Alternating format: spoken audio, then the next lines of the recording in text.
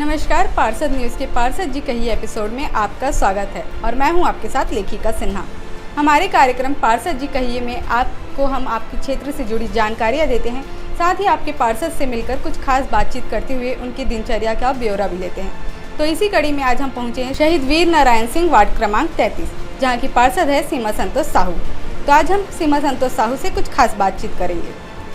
बहुत बहुत स्वागत है। धन्यवाद। सीमा जी, आप कितनी बार की पार्षद रही हैं? मैं दूसरी बार की पार्षद हूँ। तो आप पार्षद के अलावा इससे पहले आप हाउसवाइफ थी? हाँ, जब मैं पार्षद नहीं थी, मैं 2009 में पहली बार पार्षद बनी। उस टाइम उससे पहले मैं हाउसवाइफ थी। तो हाउसवाइफ से पार्षद और महिला मोर्चा जिला अध्यक्ष भी हैं आप, तो यहाँ तक का आपका सफ़र कैसा रहा? देखिए, एक गृहिणी के लिए राजनीति में आना थोड़ा कठिन तो है, लेकिन ये चुनौती मैंने स्वीकार किया और राजनीति में आके मुझे बहुत अच्छा लग रहा है, जनसेवा करके, लोगों के बीच जाके। और उसके साथ साथ संगठन ने मुझ पे भरोसा जताकर संगठन ने भी एक बड़ा दायित्व दिया था, महिला मोर्चा रायपुर शहर जिला के अध्यक्ष बनाकर, और जिसमें महिलाओं के बीच जाकर, और हम तो पिछले कार्यकाल में विपक्ष में थे, तो विपक्ष में अनेक धरना प्रदर्शन, पुतला दहन के कार्यक्रम हुए जो बहुत ही सफल हुए। हमारी महिला मोर्चा की पूरी टीम ने साथ दिया और महिलाओं के बीच रहकर काम करने में भी हमको बहुत अच्छा लगता है। वार्ड के कार्य आप खुद देखती हैं या आपके प्रतिनिधि? वार्ड का काम कुछ तो मैं देखती हूँ, लेकिन अधिकतर हमारे प्रतिनिधि हैं। और वार्ड में जैसे लोगों से अगर मुझे घूमना है, जाना है, तो वो बीच बीच में मैं भी वार्ड में भ्रमण करते रहती हूँ। घर, वार्ड और महिला मोर्चा का कार्य तीनों आप एक साथ कैसे मेंटेन करती हैं?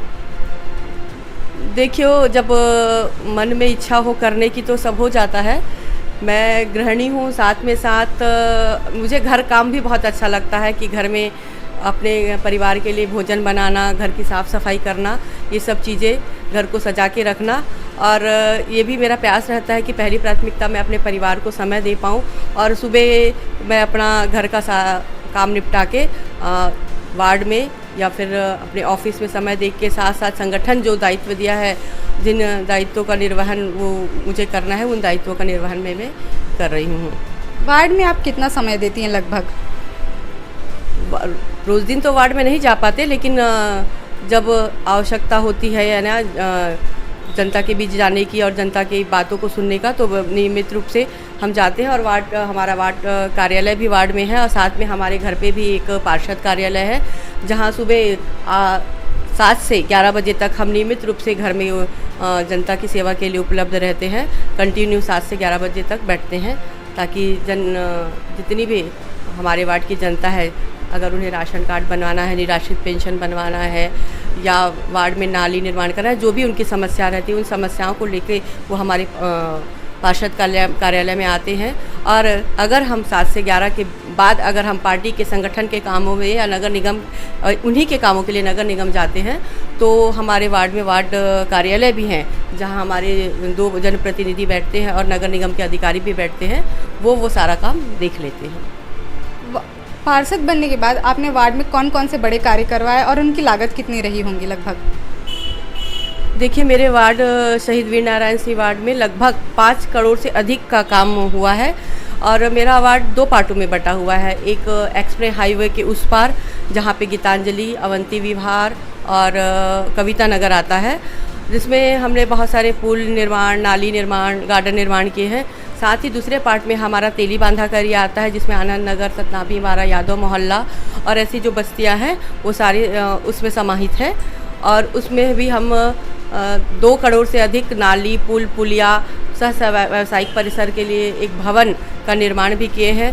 साथ ही साथ 75 लाख का गीतांजलि नगर, कविता नगर और अवंती विहार में गार्डन का निर्माण किए हैं। और अभी 75 लाख का काम फिर से हमारे वार्ड के लिए आया है, जिसमें टेंडर हो गया है। वार्ड जैसे ही आएगा वैसे उस कार्य को हम स्टार्ट करवा देंगे।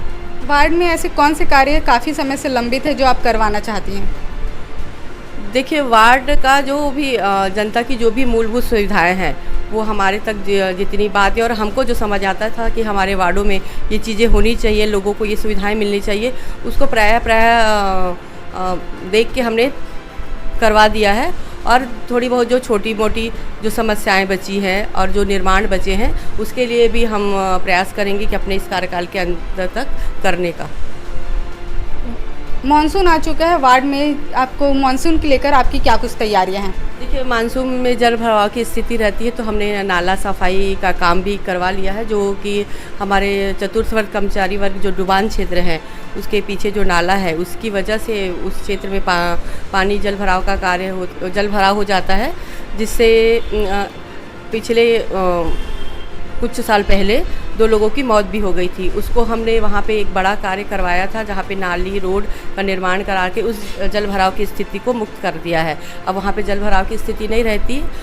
जल भराव के कारण कई समस्याएं होती हैं, साथ ही मानसून में बीमारियां भी बहुत ज़्यादा बढ़ती हैं। उसे लेकर आपकी क्या कुछ तैयारियां हैं? हाँ, देखिए, वार्डों में हम एंटी लार्वा, ब्लीचिंग, फॉगिंग ये सब चीज़ें भी करवाते रहते हैं समय समय पर, और इसका ध्यान भी रखते हैं। पब्लिक जनता की मांग पे जहाँ पे बोलते हैं वहाँ पे भिजवाते भी हैं।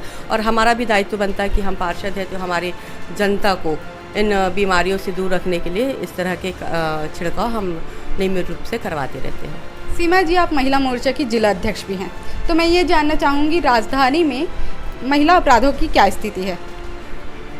देखिए, हम पिछले कार्यकाल में जो स्थिति थी आप सभी जानते हैं, भूपेश बघेल जी की सरकार में, और हम महिला मोर्चा ने बहुत से आंदोलन किए, लेकिन अभी हमारी सरकार आए 7 से 8 महीने हो गए हैं और अभी हमारे सरकार में अपराध कम हुए हैं। ये आप लोग भी देख रहे होंगे और जान रहे होंगे। और अगर ऐसा कुछ होता है महिलाओं के लिए तो हम महिला मोर्चा की बहनें उसके लिए हमेशा खड़ी हैं।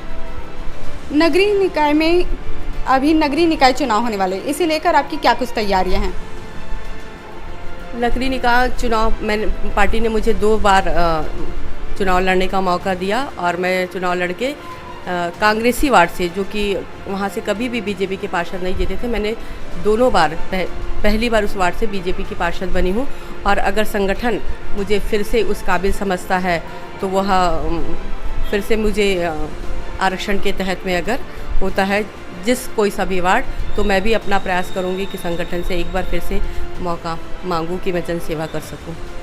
लेकिन आपके वार्ड में और भी लोग होंगे जो बीजेपी से ही वापस पार्षद आपकी जगह पार्षद की चुनाव लड़ना चाहेंगे। उनको मैंने कहा ना आपको, आरक्षण के तहत अगर आरक्षण हुआ, अगर महिला हुआ वही वार्ड, नहीं तो फिर बाजू वाला भी वार्ड, ये तो पार्टी संगठन तय करता है। और आरक्षण अगर होता है तो हमारा भी एक प्रयास रहेगा। यही नहीं कि मुझे ही दे पार्टी, मैं नहीं कह रही हूँ, हमारे कार्यकर्ता भी हैं बहुत सारे, उन्हें भी अपेक्षाएं रहती है और पार्टी में हमेशा से जुड़े हैं, कार्य कर रहे हैं।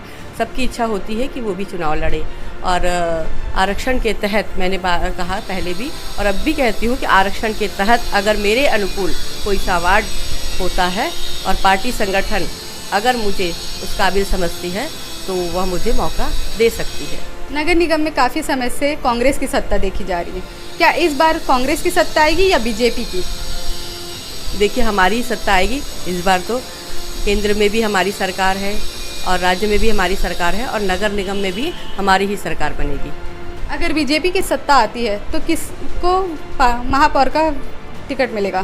संगठन ने कहा अगर मुझे जिम्मेदारी निभानी है तो मैं जन सेवा के लिए हमेशा तत्पर रही हूँ और हमेशा तत्पर रहूँगी। धन्यवाद।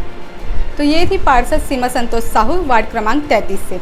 आगे हम और भी पार्षदों से आपकी मुलाकात कराएंगे और उनसे कुछ खास बातचीत करते हुए कुछ खास चर्चा करेंगे और वार्ड की जानकारियाँ देंगे। धन्यवाद।